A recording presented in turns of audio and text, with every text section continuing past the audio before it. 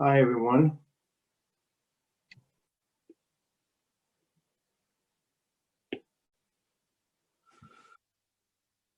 Hello, Professor. This is Dong. Hello there, Don. How are you doing? Who else do we have? We have Mike, we have Kaisu, we have Kareem, Randy, Jonathan.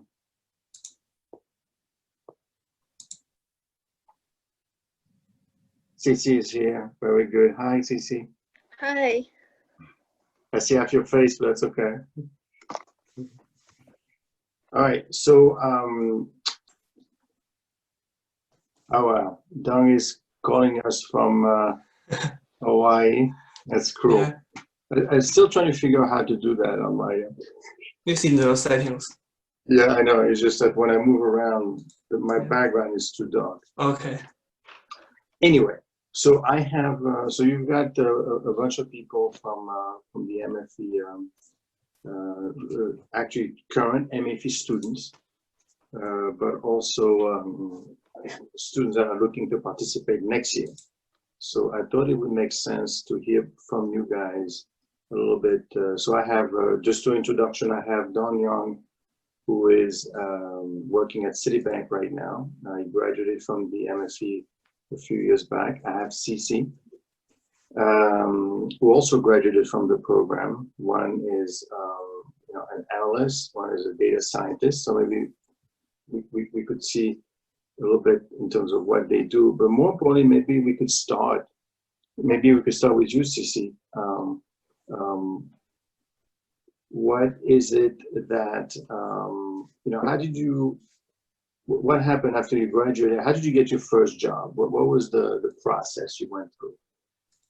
Because a lot of people could share your experience. Sure.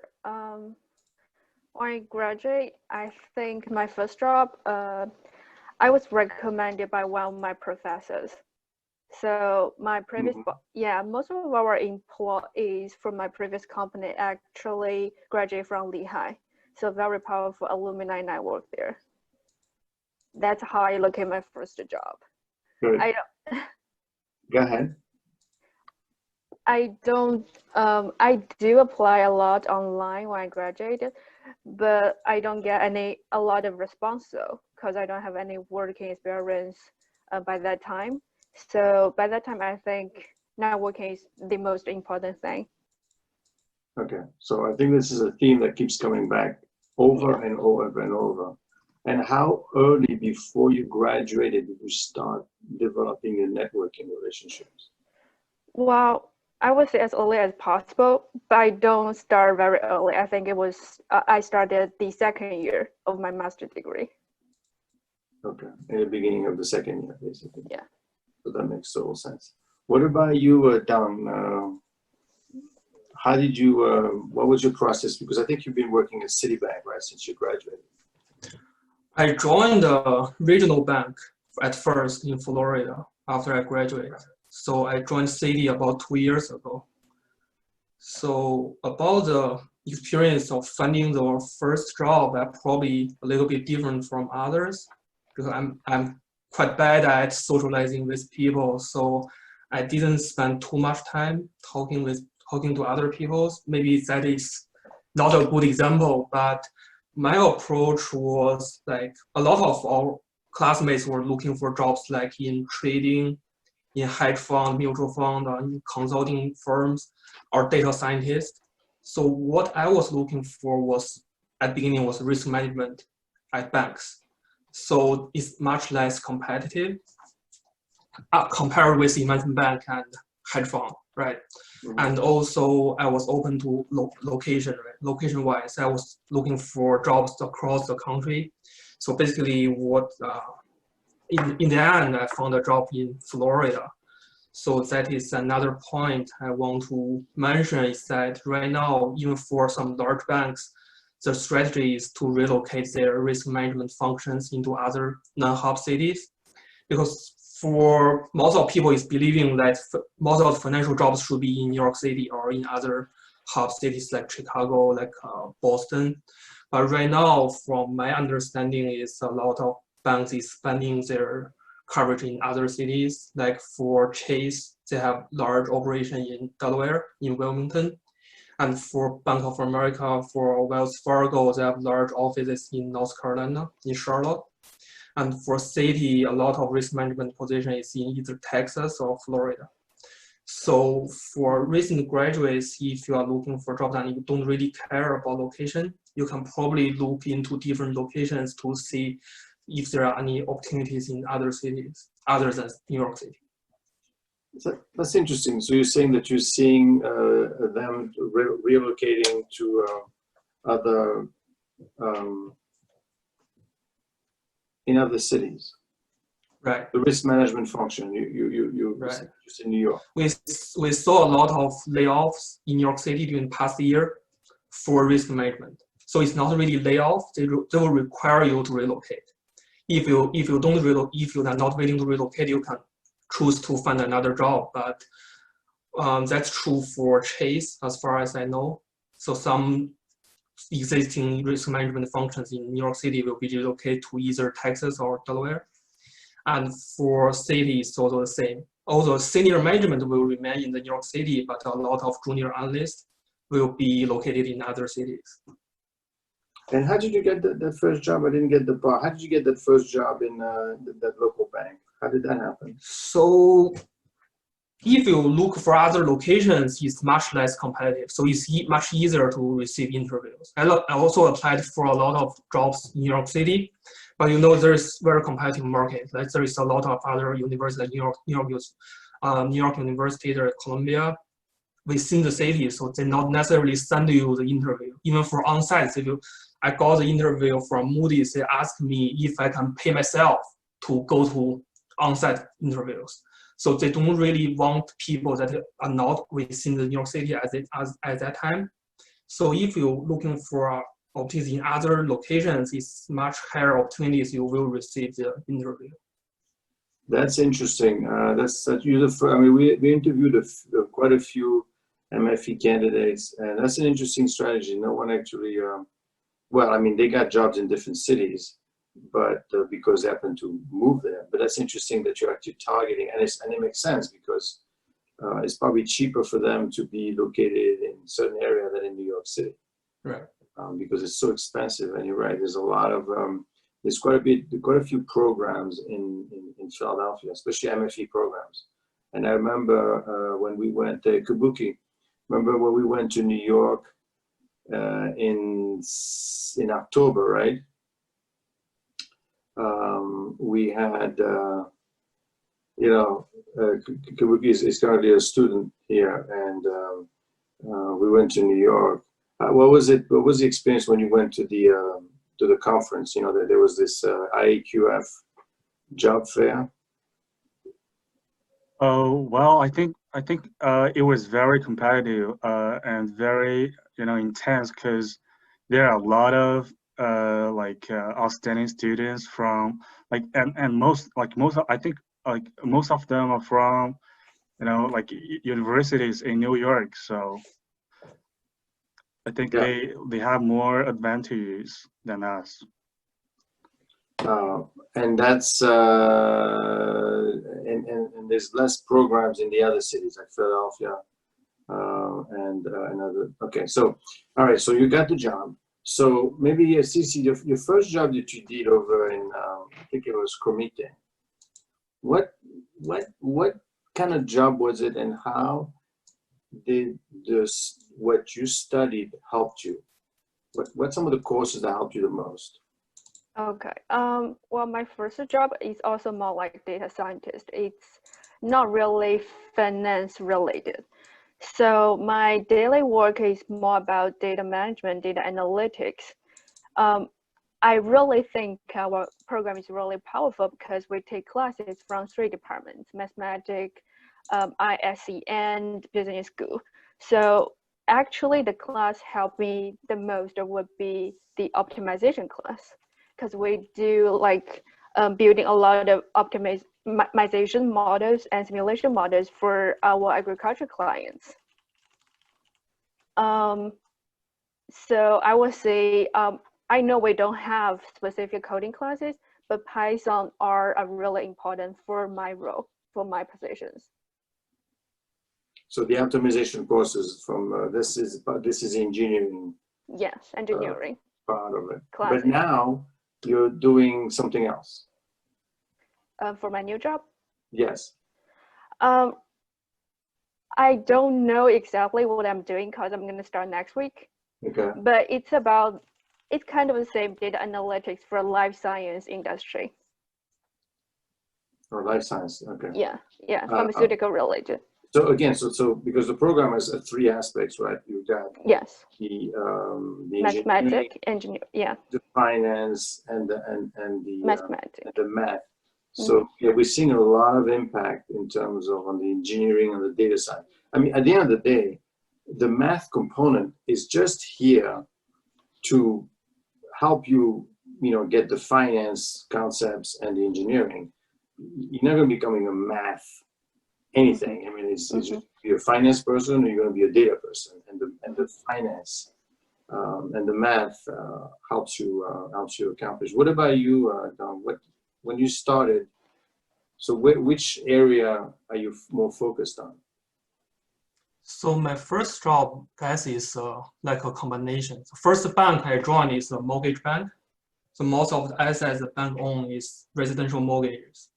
So for that product, I remember we have a class taught by Professor Kish about on the fixed income. I'm not sure if he's still in the program, but that class helped a lot. Because I remember there is something about mortgage or RMBS, MBS, how to define the tranches, how to do pricing, how to do prepayment.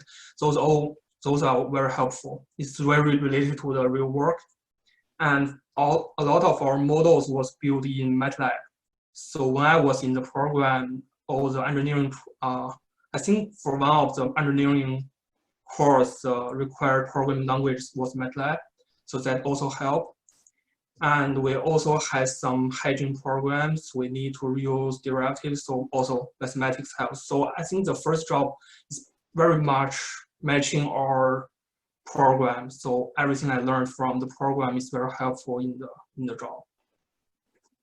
And what are you seeing happening in so you're more on the risk, so you're more on the risk management side, right? I mean, mortgages and city.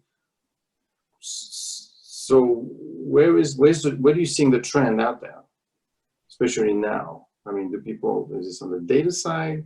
Because I don't hear too many hedge funds or anything like that. Right. In terms of risk management, it depends on what company you are joining.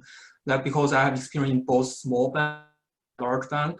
For small bank, it will be very specific because their asset will be pretty simple. It's probably one or two major assets, and it will, like I said, it will be specific. And for large banks, because it covers everything, so it depends on which function you are joining. Right now, I'm in the model risk management, and the models I'm covering is wholesale credit risk. So most of our model is statistical models. You need to know you have to know basic regression knowledge. But in the same department, we have different teams covering different assets. We have teams covering algorithm trading. We have teams covering derivative trading. We have teams covering market risk, retail credit card, mortgage, various things. So for large banks, no matter what skill set you have, you will find a match for your background. So I guess for large banks, there are much more opportunities. And for small banks, it's more like you will use some specific skills and you can get more exposure to the real business. But large bank is the structure makes you focus on specific area.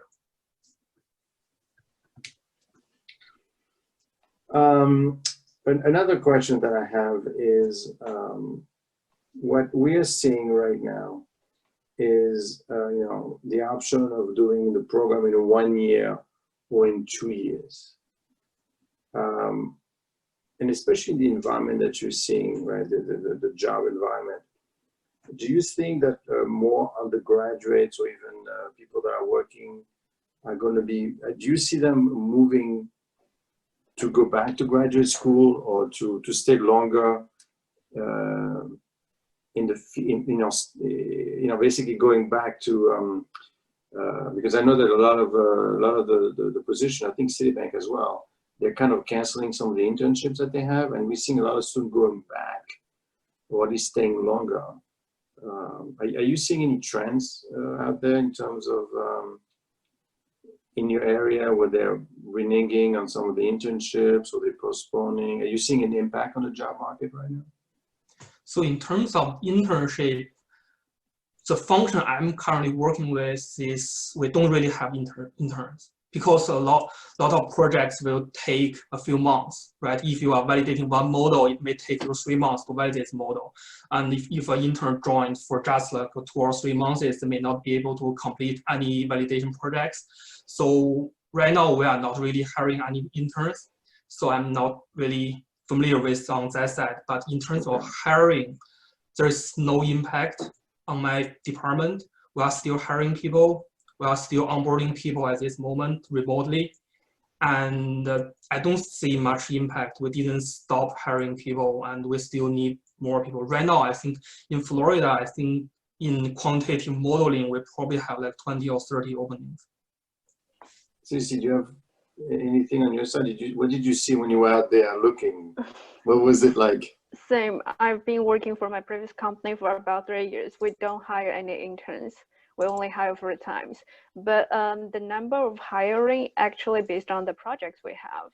So the more projects coming in, we're probably going to hire more person. So Yeah. But still, it's going to be impacted by the market. You think so? Let me open the floor to maybe some of the students have questions to ask you. I know Aman, believe it or not, is in India. It's crazy. He went back 2 weeks ago. I think he took a plane. Raymond, you look pretty good. Guys, do you have any questions for our two guests? Yeah, so I have a question. Yeah. So I think Professor Zero mentioned either doing this 1 year or 2 years. What is the preparation that you should be doing if you're shooting for a quant job or risk job? Because I know that we kind of don't have a lot of time in school. So what is the extra step that you have taken to kind of secure these jobs? Either it's networking or just kind of talking to the right people. So for risk management, I can just speak for risk management in general. So of course, socializing with people will definitely help. And what I want to mention is that the master programs that designed within 1 or 2 years are very appreciated in the industry because basically you are obtaining the skills that are required for the job without spending too much time on researching like those PhD programs. So what the skill you learn from your program is pretty enough for the job you are applying for, at least for what I'm doing. So what I learned from my master program is enough for me to work in my current position. But what you need to know is you need to get familiar with what you are learning, right? You cannot just stop at, I can run regression. You need to know like what is behind those. When people asking about a basic regression question, you need to answer it, right? You cannot just say, okay, I know how to run the regression, but I don't know how it works. That is what I'm seeing from a lot of interviews. A lot of people, they have their projects, they write the scripts, they know how to run the regression. If they give you a data set, they know how to build a model, but they don't know why it works like that. So that is one suggestion. You need to get more familiar with what you are learning. And another is you should try to know what the job is about for the jobs you are applying for. So the easiest way is to read the job description carefully, right? If you keep reading those job descriptions, you know how your skill can be connected to the jobs. Some job description will be very specific on the skills they require and on the projects you will be working for. Like for example, for credit risk I'm currently working on, the job description will list like you need to familiar with probability of default, loss given default, exposure at default.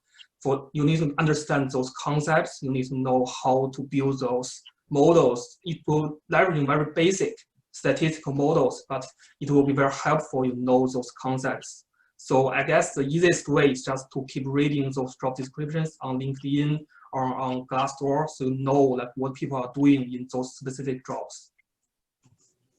So just to clarify what you said, because I know that like classes that we take in undergrad level, it's mostly just the basic, and then a lot of us are taking classes that are not related to even to finance. Like for example, I'm taking like my freshman year I took English and like astronomy and all that, but in a graduate level, like your advice should be not only just sitting there and just listening to classes, but also need to know how all the functions and classes you've been taking in MFE works and how to really put into practice. Is that correct?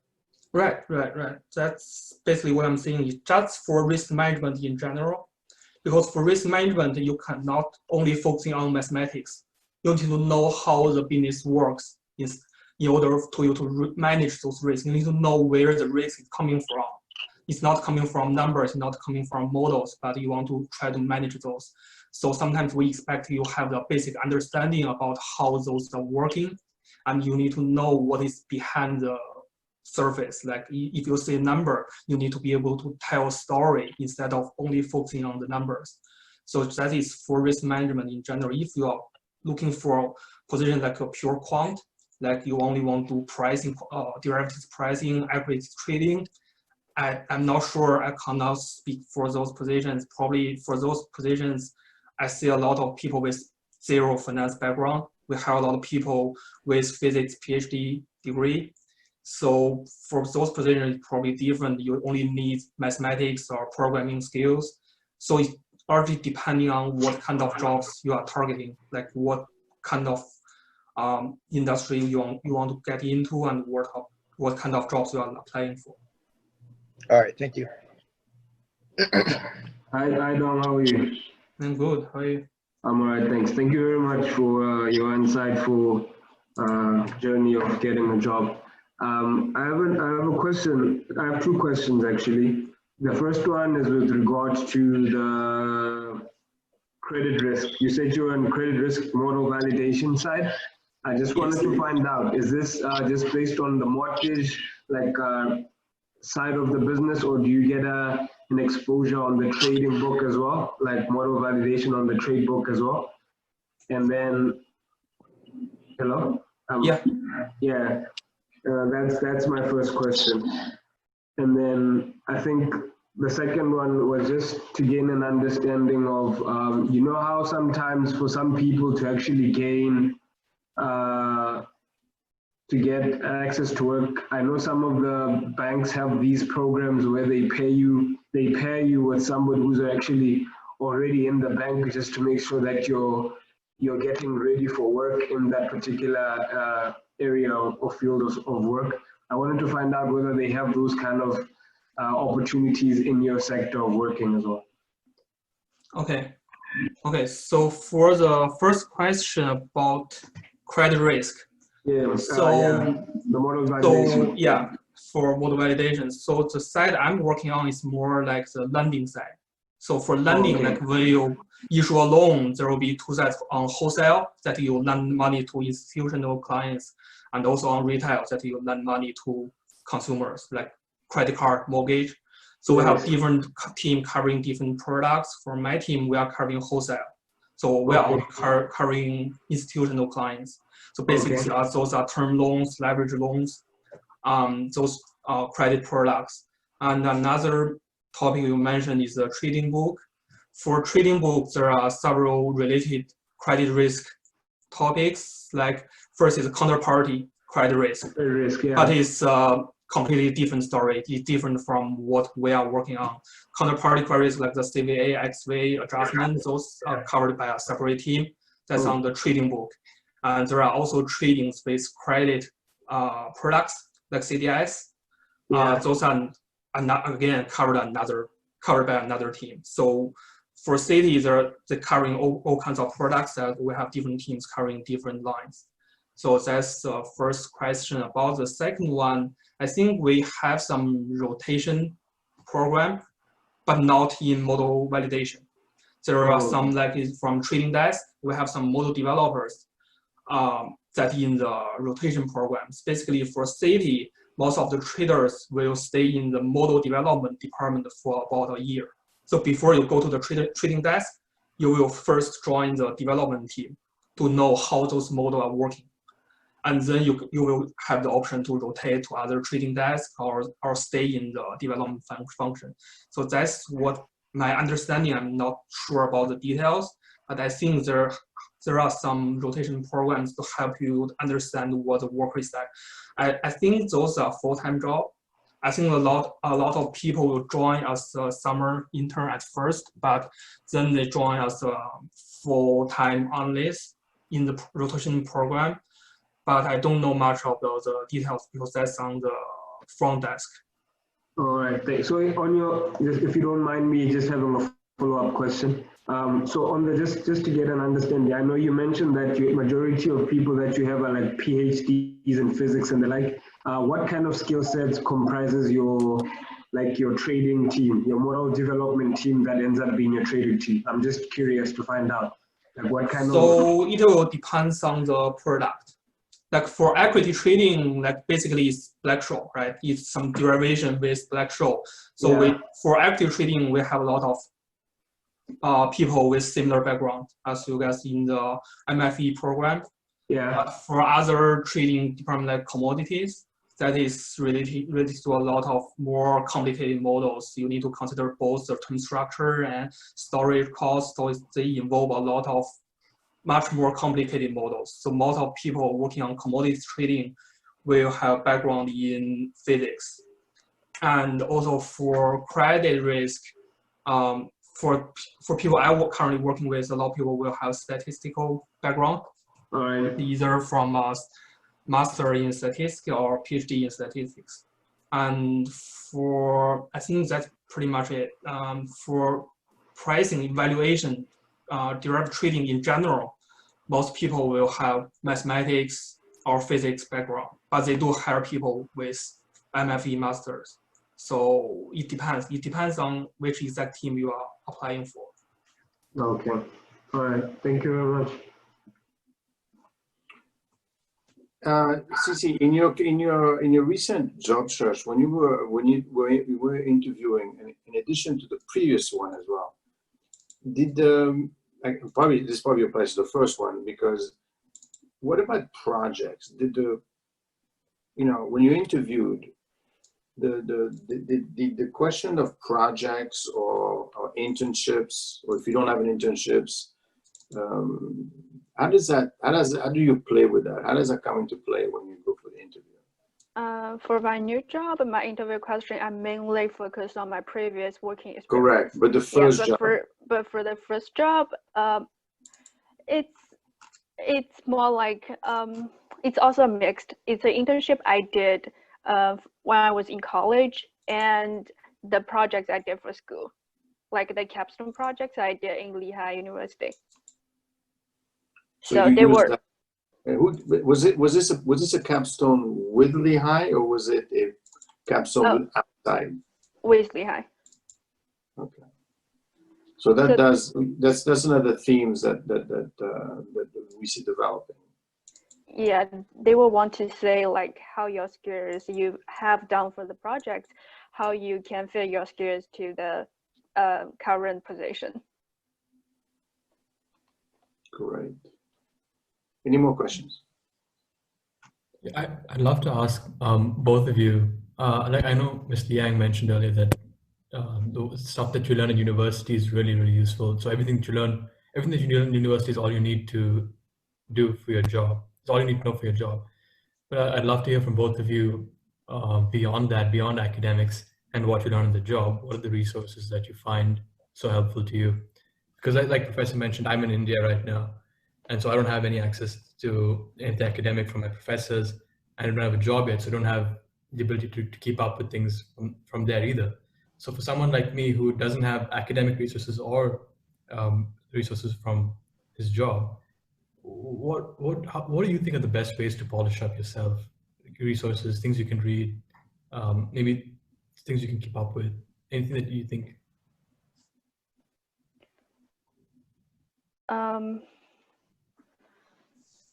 I really think our program can make you very qualified or even overqualified for a lot of jobs. So first of all, if you want to land a job, it would be better for you to discover which area do you want to focus on for your career path.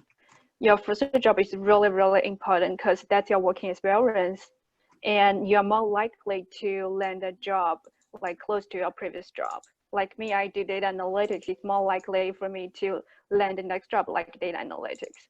And for a student in school, I really think networking is the most important thing to find a job. If you apply online, according to myself and my classmates' experience, you have to be really ready for the rejections. You're gonna receive the rejection letters all the time.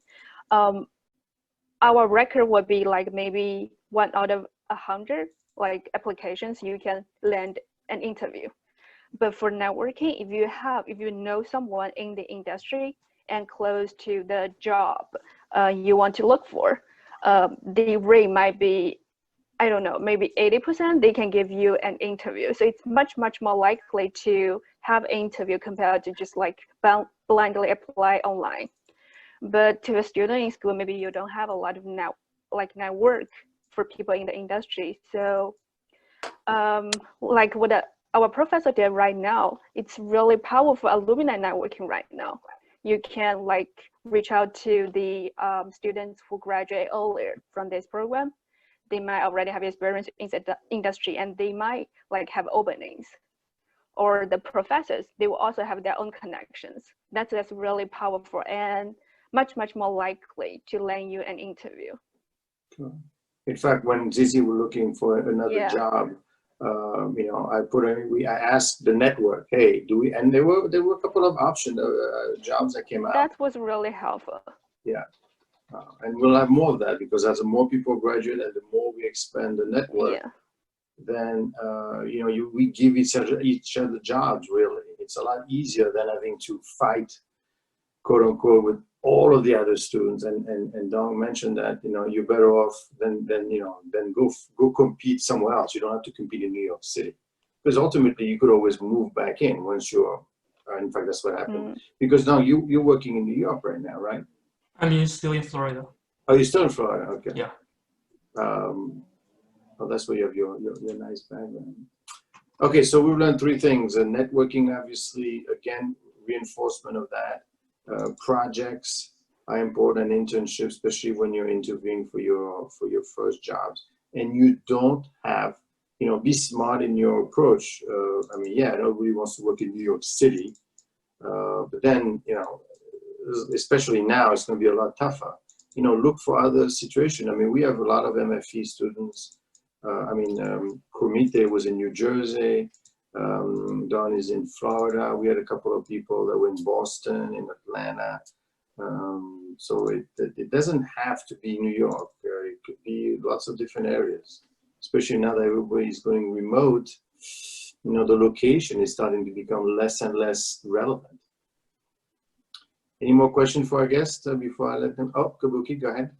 Yes. So now I'm searching for a job. So what I care about is how I can get the responses as much as possible when I send out my resumes. So so I'm wondering what quality they are looking for in terms of this. I think this question is for Dong Yang. So in terms of credit risk and you know, and model validation jobs.